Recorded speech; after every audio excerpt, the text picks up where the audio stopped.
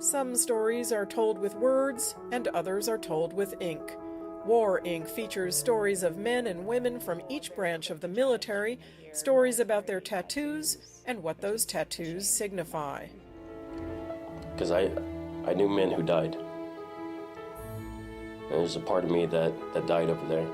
Zach Bass was an infantryman in Iraq. He says his War Ink helped him make sense of his experiences while he was at war.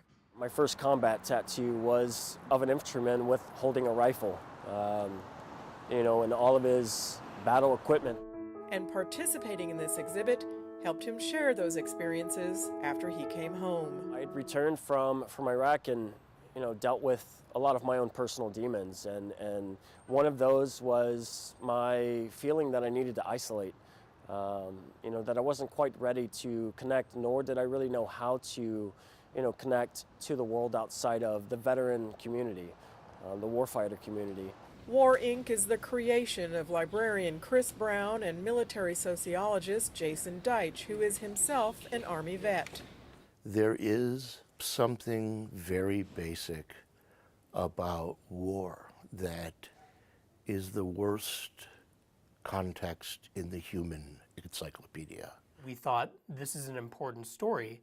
How do we engage our community in a narrative about war, and specifically the Afghanistan and Iraq war, in a way that's going to really capture their attention?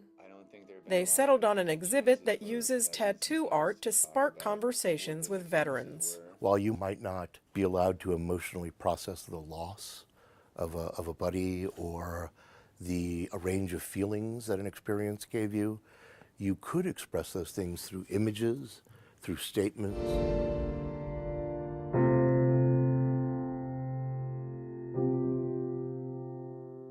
Like many of the veterans who participated in War Ink, Zach Bass says it's allowed him to start talking about subjects that he once felt he had to hold deep inside himself.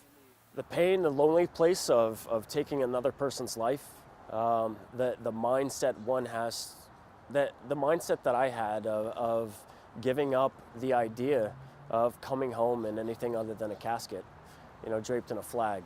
Organizers plan to keep the War Ink exhibit online for at least a year so veterans can continue sharing their experiences of going to war and of coming home with their loved ones, their communities, and with the wider world. Rachel Silverman, Walnut Creek, California, Rudow.